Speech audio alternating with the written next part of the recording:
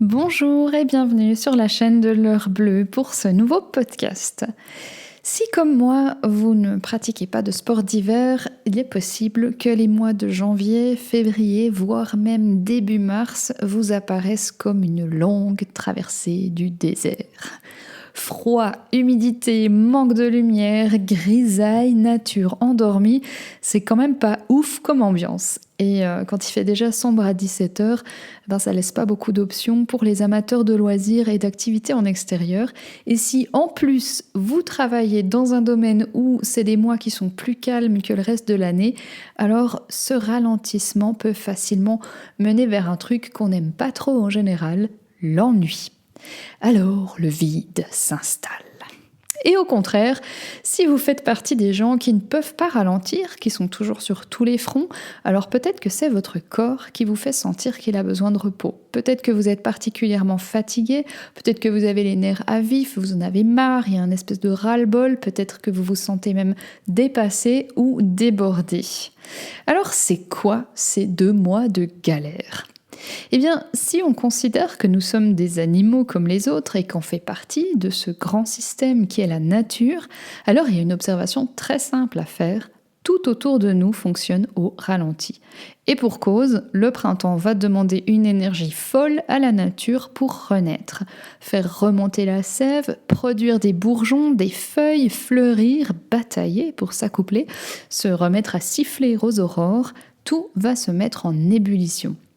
Alors pour se préparer à ce moment de renaissance, il y a cette période de latence, de jachère, voire même de privation. D'ailleurs, c'est pas pour rien que le carême intervient dans cette période. En dehors de toute considération religieuse, parce que je précise que je ne suis pas du tout branchée église, il y a quand même une symbolique forte dans le fait de se priver et de faire des efforts à cette période-là. Alors, au lieu de chercher à se remplir par l'extérieur, qu'on parle de nourriture alimentaire, de nourriture émotionnelle, matérielle, de nourriture par le faire, entre guillemets, donc les activités, tout ça c'est pareil. Donc au lieu de chercher à remplir, on est peut-être plutôt invité à se relier à ce vide et à prendre le temps de préparer notre terre intérieure pour le printemps qui arrivera ensuite. Ralentir et ressentir, comprendre et intégrer, digérer et transcender, voilà certainement les maîtres mots de cette période de vide. Ces derniers mois d'hiver nous invitent donc à l'introspection et nous invitent aussi à rester avec l'inconfort du vide. Et ça permet de voir quelles sont les zones d'ombre qui persistent en nous et quelles sont les petites failles qu'on peut encore aller colmater. Alors, quand on fait de la place par le vide, généralement, la vie se charge elle-même de nous pointer du doigt ce qui peut être transformé ou transcendé. On peut évidemment choisir soi-même le défi qu'on souhaite se poser ou la part de soi sur laquelle on a envie de travailler, mais d'expérience, je dirais que c'est rarement là où on a envie d'aller que la vie nous invite à plonger. Si on prend l'exemple du Dry January, le mois de janvier sans alcool, c'est un effort qui sera difficile à fournir si on a l'habitude de consommer de l'alcool régulièrement, mais je peux quand même me demander si je choisis ce défi-là, si c'est pas davantage parce qu'il y a une occasion qui fait le larron. C'est un mouvement avec lequel je choisis d'aller, mais ce n'est pas nécessairement le mouvement qui correspond vraiment à ce qui cherche à émerger en moi. Alors personnellement, je fais le choix de rester ouverte à ce qui va se présenter pendant ce ralentissement. Même si je sais que je ne vais pas exactement vivre ma best life pendant cette période, j'ai quand même une sorte de curiosité à découvrir ce que je vais être amenée à conscientiser et comment ça va me permettre d'évoluer. Mais évidemment, chaque expérience est unique et rien n'est jamais inutile. Si vous faites le choix d'évincer l'alcool de votre vie pendant un temps, vous allez de toute façon faire des découvertes sur vous-même et ce sera de toute façon quelque chose d'enrichissant. Alors concrètement, comment est-ce qu'on traverse cette période ? Parce que c'est long, 2 ou 3 mois. C'est vraiment un marathon en fait. Et c'est pas facile de garder sa motivation sur le long terme. Les premiers jours ou premières semaines, c'est finalement quelque chose presque de joyeux, on est motivé, on a envie d'expérimenter un truc, on est un peu gonflé à bloc par notre défi personnel, si on a choisi un défi, comme le Dry January ou d'autres formes de défis. Mais au milieu du chemin, quand l'élan du départ s'effrite et que la ligne d'arrivée n'est même pas encore en ligne de mire, c'est vraiment pas facile. Et je crois que ce qui fonctionne le mieux pour moi, c'est d'être dans une posture d'accueil et de confiance. J'essaye de prendre soin de mes parts frustrées, de mes parts qui se découragent, de mes parts qui ne savent pas comment faire pour avancer.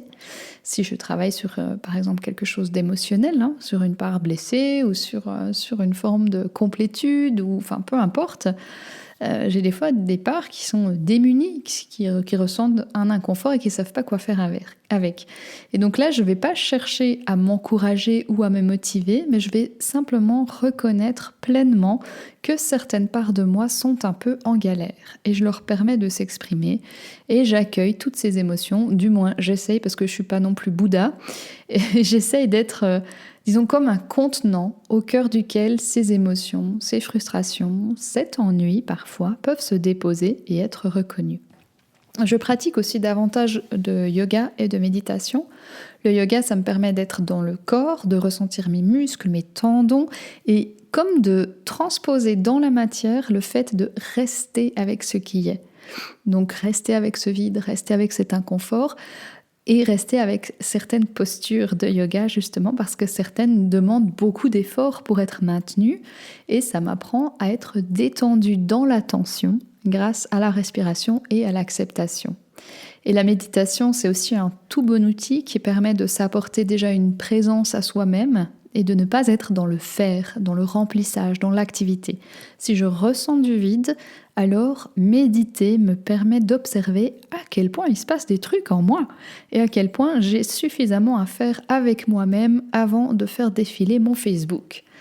Et enfin, j'essaie de faire confiance, j'essaie de me voir dans un processus et de me rappeler que rien n'est permanent. Je sais que le train dans lequel j'ai embarqué va forcément m'emmener quelque part et qu'il va finir par s'arrêter. Même si je ne connais pas la destination exacte, je fais confiance qu'il y a bien une destination. Et même si j'ai l'impression d'être comprimée sous un plafond de verre, eh bien je fais confiance que ce plafond va finir par céder pour me permettre d'accéder à l'étage supérieur. Je fais confiance dans le processus, je fais confiance dans le fait que l'inconfort est parfois nécessaire et je fais confiance dans l'idée que le printemps revient chaque année. Et effectivement, depuis que je traverse ces mois avec cette posture, avec cette attitude, il émerge chaque année quelque chose de merveilleux de cette terre en jachère. Voilà, et bien si vous avez des commentaires, des questions ou si vous voulez partager vos expériences, n'hésitez pas à le faire en commentaire et comme d'habitude, je vous lirai avec grande attention et je suis aussi à disposition si vous souhaitez vous faire accompagner sur votre parcours. Merci de votre attention et à bientôt.